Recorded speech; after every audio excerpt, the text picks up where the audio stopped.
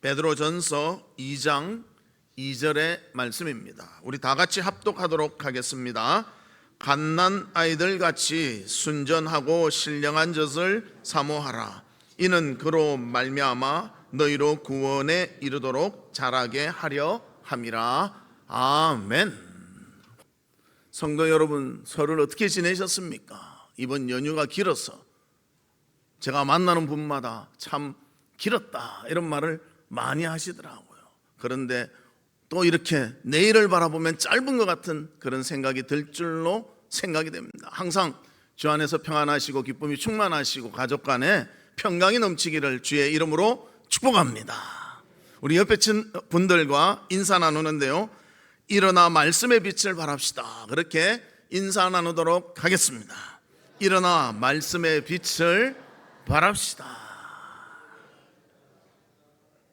우리 2025년 교회 표가 일어나 빛을 발하자입니다. 그러면서 세 가지 분야에서 빛을 발하자, 말씀의 빛을 발하고 행동의 빛을 발하고 사랑의 빛을 발하자고 우리가 기도하며 준비하고 있습니다. 오늘은 말씀에 대한 그런 말씀을 통해서 말씀이 우리의 삶에 어떠한 영향력과 유익을 끼치며 사는가, 우리가 살아야 되는가, 그것을 나누면서 은혜를 받았으면 합니다. 그러면 먼저 성경의 괴갈적인 내용을 한번 제가 말씀을 드리도록 하겠습니다. 성경은 약 1500년에 걸쳐서 기록이 되었습니다. 또 한 40여 명의 저자에 의해서 기록이 되었습니다. 오랜 기간 여러 명의 저자에 의해서 기록된 성경이지만 그 성경의 주제는 동일하다는 것입니다. 특별히 구약은 모세와 선지자들이 하나님께 받은 말씀을 기록했고, 또 율법에 대한 것, 역사에 대한 것, 예언에 대한 것으로 총 39권으로 구성이 되어 있습니다. 그리고 대부분이 히브리어로 기록이 되어 있습니다. 또 신약은 예수님의 생애에 대한 기록이 있고, 또 사도들의 기록과 서신들을 모아서 총 27권으로 언어는 헬라어로 기록되어 있습니다. 그런데 이 성경의 주제는 동일하다는 것입니다. 오실 예수, 오신 예수, 예수가 성경의 주제인 것입니다. 그래서 하나님은 예수 그리스도를 통하여 그의 계획과 구원의 여정을 통하여 우리 죄 지은 사람들이 회개하고 구원받고 하나님의 백성의 삶을 살기를 간절히 원하신다는 것입니다. 그래서 우리도 그 하나님의 놀라운 구원 계획 가운데 예수 믿는 주님의 백성이 되었고 주의 은혜 가운데 살아가고 있는 줄 믿습니다. 그 은혜의 놀라움을 성경을 통해서 깨닫고 또 성경을 통해서 누릴 수 있는 우리 성도들이 되시기를 주님의 이름으로 축복합니다. 그러면 첫 번째로 영혼의 양식인 성경임을 우리에게 알려주고 있습니다. 본문 2절에 보면 이렇게 말합니다. 갓난 아기들 같이 순전하고 신령한 젖을 사모하라. 이는 그로 말미암아 너희로 구원에 이르도록 자라게 하려 함이라. 이 신령한 젖이 바로 말씀입니다. 우리가 영적으로 태어나면요, 어른이 아니라 우리 갓난아기 태어난 것 같이 아기입니다. 이번에 설에도 제가 할아버지가 됐더라고요. 벌써 저희 형님이 자녀를 낳아가지고 이제 돌이 다 돼간다고 그래가지고 이래 들어봤는데요, 와, 무겁더라고요. 근데 제가 깍꿍하니까 막 웃어요. 그런데 이 웃음 하나가요, 속을 시원하게 만드는 거예요. 역시 아기가 좀 있어야 되겠다, 그런 생각들이 들었습니다. 그래서 사랑하는 성도 여러분, 우리가 신령한 젖 사모하듯이 하나님의 말씀 가운데 기쁨과 감사가 넘치는 삶이 있기를 바랍니다. 그래서 이 영적 아이로 태어났는데 영적 생명을 얻게 되는데요, 공급을 받아야 클 수가 있습니다. 그래서 우리가 이 공급받는 영양분을 한 5가지로 말한다면 첫 번째는 듣기입니다. 로마서 10장 17절에 보면 이렇게 말씀하십니다. 그러므로 믿음은 들음에서 나며 들음은 그리스도의 말씀으로 말미암았느니라. 하나님의 말씀을 들어야 우리의 영혼이 자라간다는 것을 성경은 말씀해주고 있습니다. 그래서 듣는 것이 중요한데 어떤 자세로 들어야 되는가? 데살로니가전서 2장 13절에 보면 이렇게 말합니다. 하나님의 말씀을 받을 때에 사람의 말로 받지 아니하고 하나님의 말씀으로 받음이니 진실로 그러하도다. 이 말씀이 또한 너희 믿는 자 가운데서 역사하느니라. 성경은 하나님의 말씀으로 들어야 합니다. 역사적인 것이 있는데요, 아니 이거는 내용이 좀 이상하지 않습니까?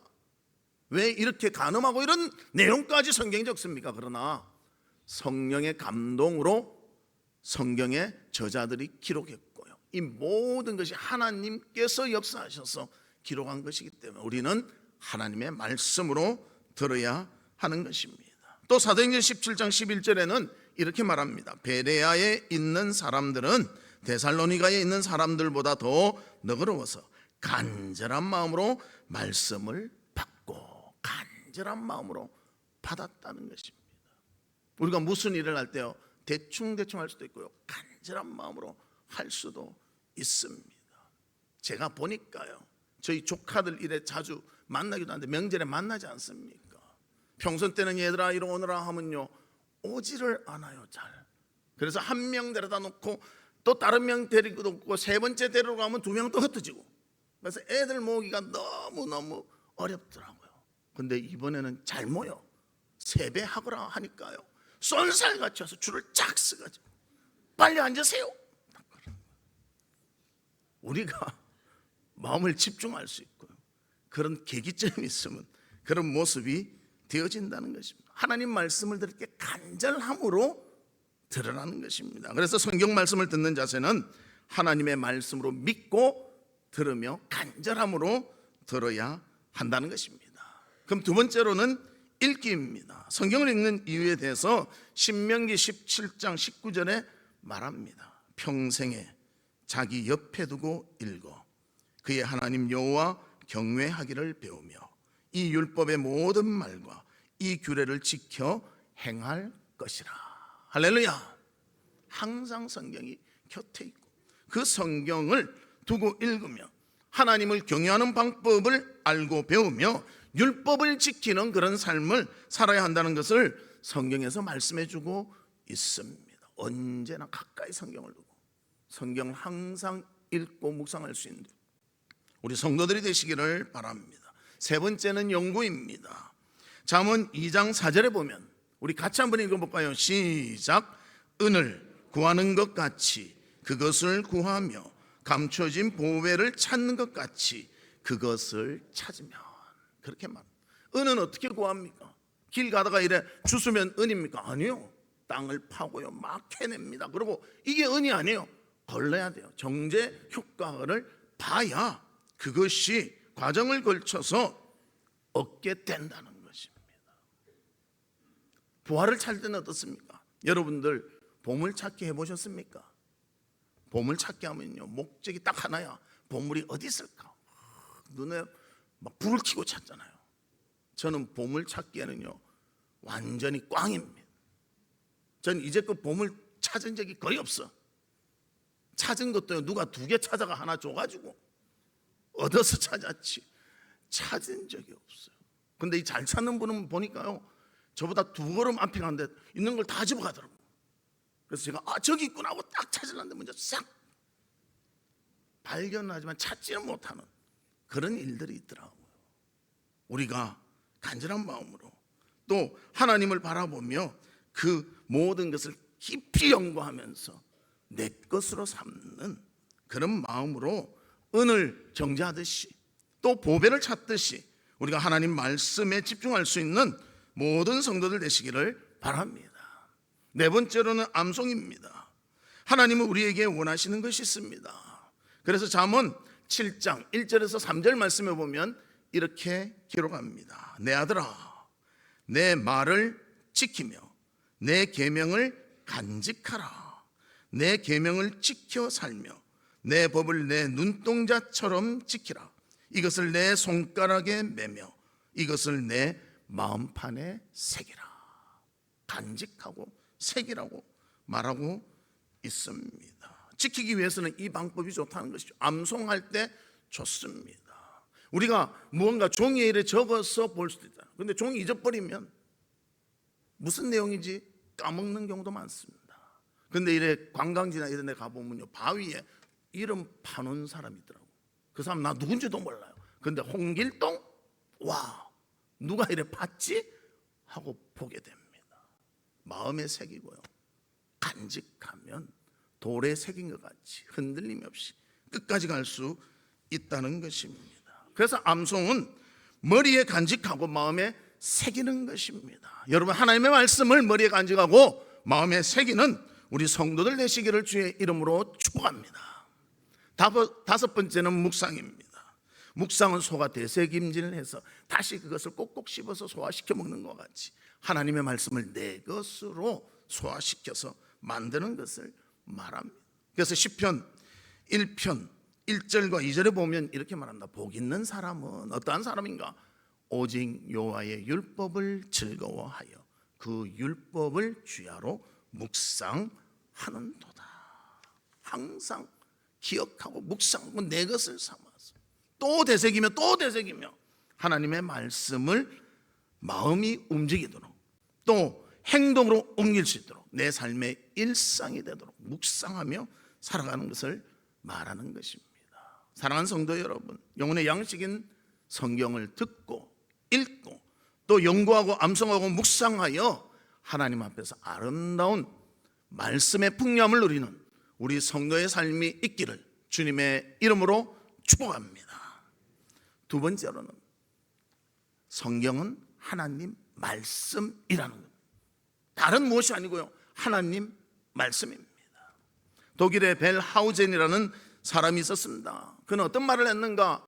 모세오경은 신화다 그렇게 했습니다. 왜 신화냐? 모세오경 당시에 글도 없었는데 무슨 책을 썼느냐 그랬습니다.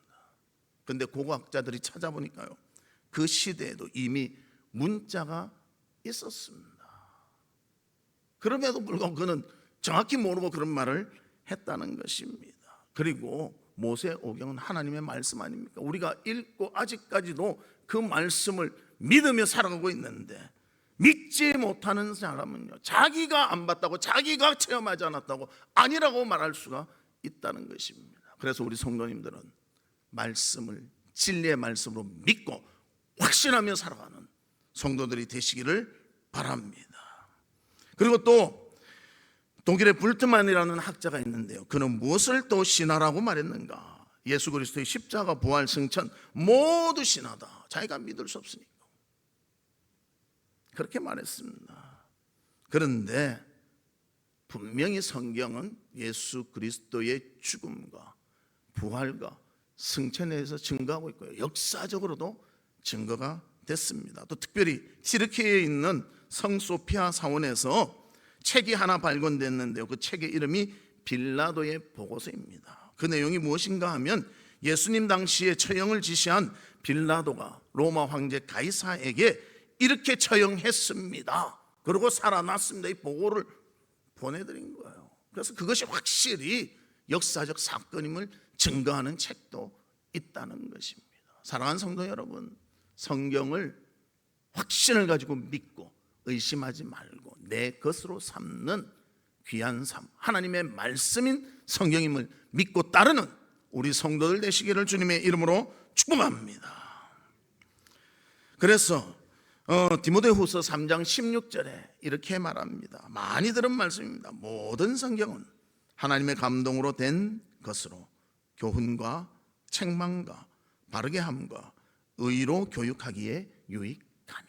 하나님의 감동으로 성경이 쓰여진 것입니다. 성령이 역사하셔서 기자들의 마음을 움직여 주시고 그 기자들이 하나님의 뜻대로 기록했다는 것입니다.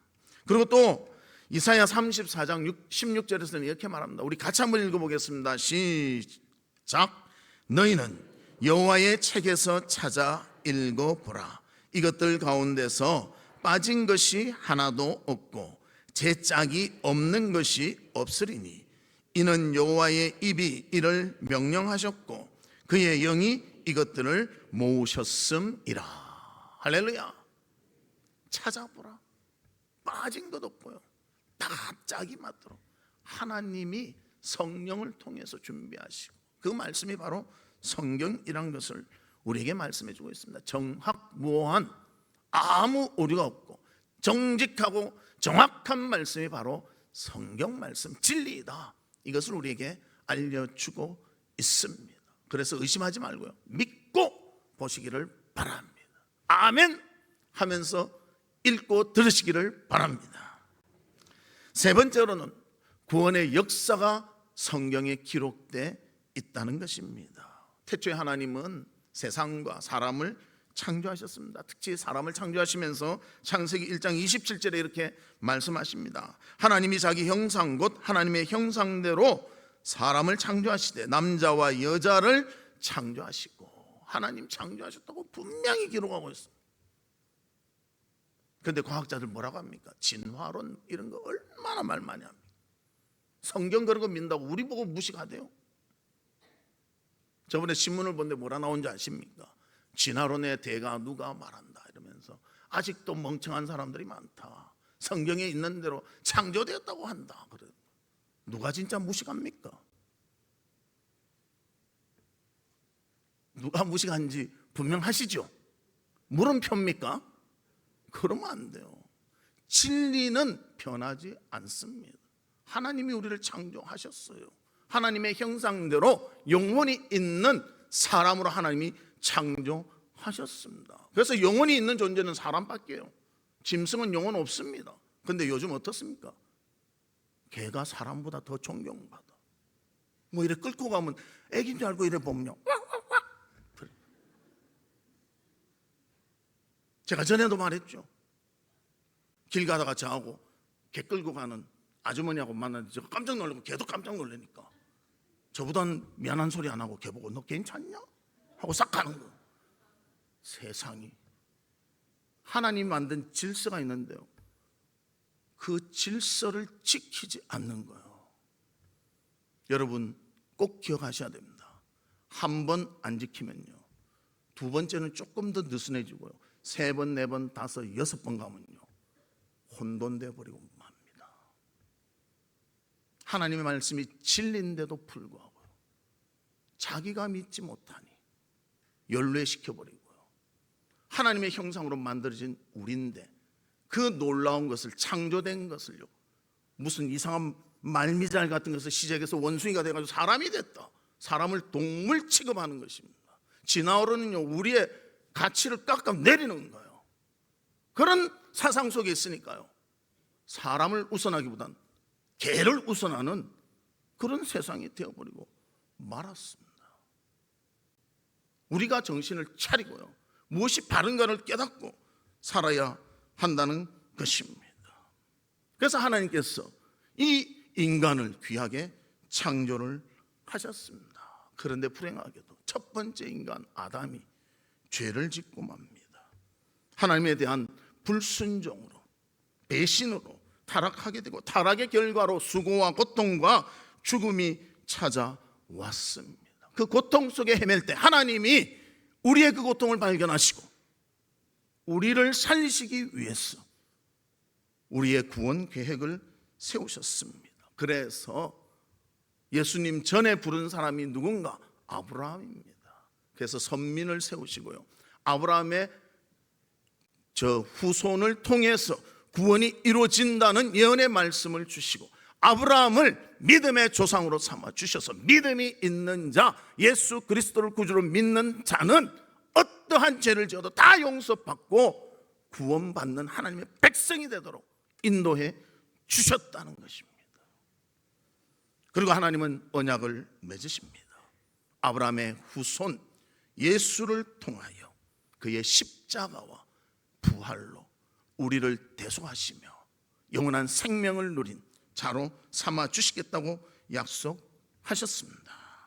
그래서 로마서 3장 23절과 24절에 이렇게 말씀합니다. 모든 사람이 죄를 범하였음에 하나님의 영광에 이르지 못하더니 그리스도 예수 안에 있는 속량으로 말미암아 하나님의 은혜로 값없이 의롭다 하심을 얻는 자 되었느니라. 모든 사람이 죄를 지었어요.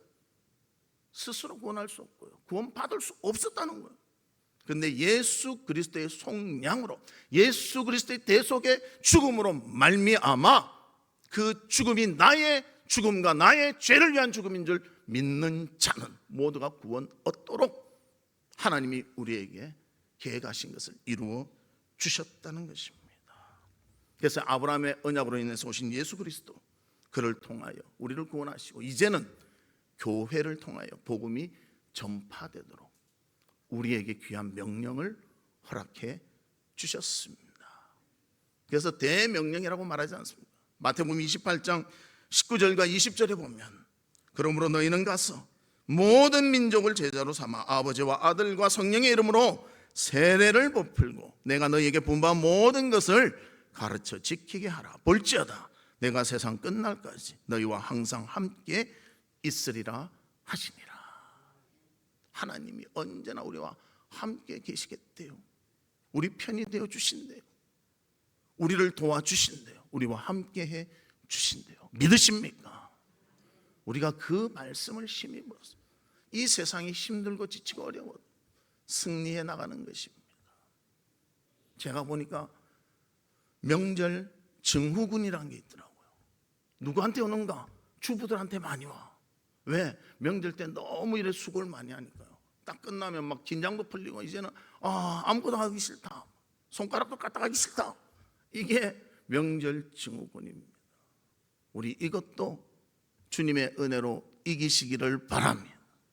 오늘 그래도 이 자리에 오신 분들은 그 증후군을 이기고 오신 분들 아닙니까? 정말 손가락도 까딱하기 싫은데 교회까지 오셨잖아. 하나님의 은혜인 줄로 믿습니다.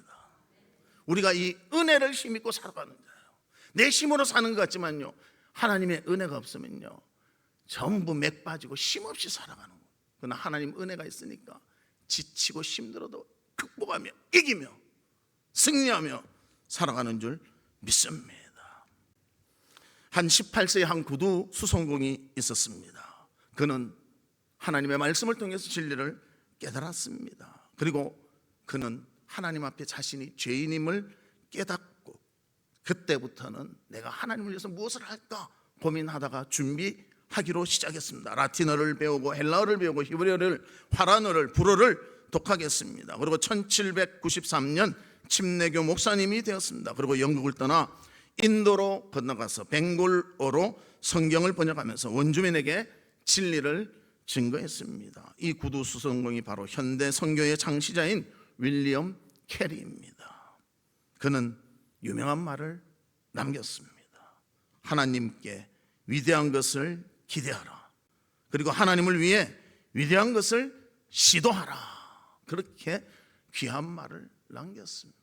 하나님께 기대하면서 하나님의 쓰임 받으면요 그 놀라운 것들을 이룰 수 있다는 거예요. 하나님 의지하고 시도하라는 거예요. 복음 증거하는 일에 우리가 앞장서서 시도하라고 말씀하고 있습니다. 저도 그런 적이 많아요. 이제 막 병상에서 막 마지막을 이렇게 기다리는 분들이 있는데요, 목사님 좀 기도해 주세요. 예. 가면서도 전에 갔을 때, 내가 집에 갔을 때 딱 뒤돌아서고 있었고, 내가 집에 가면 다 나가시고 이런 분인데 좀 어떨까? 그러고 갔는데 하나님 성령이 딱 붙잡아 주시니까 그냥 손잡고 예수 믿으십니까? 죄인임을 고백합니까? 하면 예 하는 거예요. 제가 놀랍니다. 하나님은 살아계시구나. 하나님은 역사하시는구나. 그것을 느끼게 되는 것입니다. 주님이 하시면요 못할 것이 없습니다. 하나님 바라보며 그 하나님의 역사하심에 기대하며 우리가 시도할 수 있는 성도들이 되시기를 주님의 이름으로 축복합니다.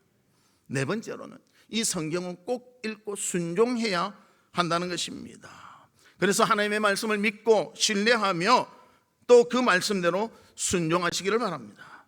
요한복음 14장 15절에 보면 이렇게 말씀하십니다. 너희가 나를 사랑하면 나의 계명을 지키리라. 사랑의 표현이요 순종하며 지키는 것. 순종하는 것은 바로 하나님 사랑한다는 표가 되는 것입니다. 그래서 순종의 사람은 아름다운 모습으로 살아갈 수밖에 없습니다. 또 사랑한다면 순종할 수밖에 없다는 것입니다. 그래서 요한복음 14장 21절에 이렇게 말합니다. 우리 같이 한번 읽어볼까요? 시작. 나의 계명을 지키는 자라야 나를 사랑하는 자니 나를 사랑하는 자는 내 아버지께 사랑을 받을 것이요 나도 그를 사랑하여 그에게 나를 나타내리라. 계명을 지킨 자가 사랑하는 것이고 사랑하면 계명을 지키고 그 순종의 삶을 통해서 하나님과의 깊은 교제가 이루어진다는 것을 우리에게 알려주고 있습니다. 우리가 관계가 있어도요, 깊은 관계가 있고 그냥 아는 관계가 있어요. 여러분들 손흥민 아십니까? 직접 봤습니까? 목소리가 확 줄어들었네. 악수라도 한번 했습니까? 없대요. 저도 손흥민 압니다. 축구 잘하잖아요. 근데 그밖에 몰라. 직접 본 것도 한 번도 없고 TV로 이렇게 본 것 뺏기예요. 알기는 알지만 그냥 아는 사이라. 근데 이번에 설 때 가서 우리 가족들 만나셨죠? 부모님도 만나고 친척들도 만나고. 만나면 서로 압니까 모릅니까? 설에 만나가지고 안녕하세요 처음 뵙겠습니다. 없잖아요. 저도 이야 조카 많이 컸다 뭐. 어떻게 지내냐. 또 저희 조카가 아기를 낳아가지고 아기가 이제 거의 돌이 돼가는데 이야 아기 예쁘다. 그렇게 말하잖아요. 다 알잖아요. 요즘은 어떻냐, 뭔 사는 것은 어떻냐, 또 뭐 계획한 것은 뭐냐, 또 제가 목사니까 그래 조카들 말해봐라 내가 기도해 줄게. 그렇게 하지 않습니다. 이번 설에는요 제가 우리 조카들하고 같이 놀아줬어요. 그러니까 저한테 이러더라고요. 너무 좋아해요. 공기받기 하고 윷놀이 같이 했거든요. 아니 나 그래 좋아하는 줄 몰랐어. 그러니까 이제 매년 가면 좀 그런 거 해야 되겠다. 같이 애들은 애들끼리 놀고 어른은 어른끼리 이야기하고 이랬는데요, 이제 가면 같이 놀아줘야 되겠어. 인기를 좀 끌어야 되지 않겠습니까? 여러분도 가면요 좀 나누고 이래 하는 게 좋은 것 같아요. 그랬더니 우리 조카들이요 막 헤어지는데 아쉬워가지고 막 그러는 거예요. 평소에는 안녕히 가세요 뭐 이랬는데 이번에는요 막 아쉬워하는 거예요. 관계가 깊으니까요. 그 사랑이 나타나고 그 사랑의 모습들을 우리가 기억하게 되는 것입니다. 하나님을 사랑하는 것은 말씀을 순종하는 것으로 우리가 보여드릴 수 있는 것입니다. 그리고 이 순종하는 사람은요 믿음에 있어서 굳게 서기 때문에 흔들리지 않는다는 것입니다. 그래서 마태복음 7장 24절에 보면 이렇게 말씀하십니다. 그러므로 누구든지 나의 이 말을 듣고 행하는 자는 그 집을 반석 위에 지은 지혜로운 사람 같으리니. 집을 짓는데요 기초가 너무너무 중요해요. 반석에다 딱 집을 지으면요 흔들리지 않는 거예요. 반대로 모래에도 집을 짓는다고 성경에서 말하고 있지 않습니까? 반석에 지으나 모래에 지으나 날씨 좋고 뭐 바람 안 불 때는요 전혀 문제가 없어요. 차이가 안 나요. 언제 차이가 나냐? 바람 불고 홍수가 나면 차이가 나는 거예요. 반석에 지은 집은 홍수가 나더라도 떠내려가지 않아요. 딱 굳건히 지키고. 모래 위에 지으면요 바람만 불어도 흔들거리고 홍수 나면 그냥 떠내려가든지 무너져 버리고 만다는 것입니다. 이 반석에 짓는 것, 모래 위에 짓는 것 차이점이 뭐냐? 순종한 것인가 안 한 것인가의 차이라는 것입니다. 사랑하는 성도 여러분, 오늘도 설교 들으셨잖아요. 듣고 그냥 집에 가면서 잊어버릴 수도 있어요.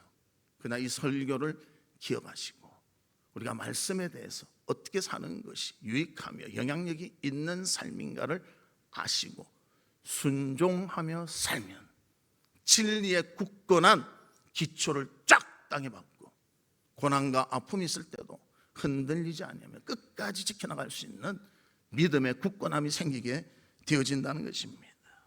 그래서 마태복음 7장 26절에는 이렇게 말합니다. 나의 이 말을 듣고 행하지 아니하는 자는 그 집을 모래 위에 지은 어리석은 사람 같으리니. 모래 위에 지으면요 바람만 불면 그냥 흔들려 버리고 만다는 것입니다. 순종은 너무나 중요합니다. 순종이 있으면 우리 믿음이 더 굳건히 서고요, 순종이 있으면 위기를 이길 기초 체력을 마련한 것과 같다는 것입니다. 이 순종하는 자, 하나님에 대한 책임을 가지고 하나님을 더 사랑하며 하나님께 영광 돌리는 귀한 삶을 살 수 있게 되는 것입니다. 그래서 우리가 순종의 장애거리 있으면 제거하시길 바랍니다. 가족이 장애거리면 극복하셔야 됩니다. 돈이 방해거리면요, 이겨내야 되십니다. 나의 취미생활, 친구들, 명예, 물질, 그런 것이 나의 방해거리가 된다면 그것을 이겨낼 수 있는 우리 성도들이 되시기를 주님의 이름으로 축복합니다. 평소에는 그것이요, 사랑해도 좋은 것 같지만요, 위기 때가 되면 그게 장애거리가 돼서 나의 믿음을 흔들어버리고 말기 때문입니다. 하나님 안에서 믿음의 굳건함을 가지고 승리와 아름다운 삶을 살아가는 우리 성도들 되시기를 주님의 이름으로 축복합니다. 우리가 잘 아는 사울 왕, 왜 그가 실패하는 왕이 되었습니까? 순종하지 않았지 않았습니까? 제사장만 드릴 수 있는 제사를요, 자기가 마음대로 드렸어요. 왕이라고.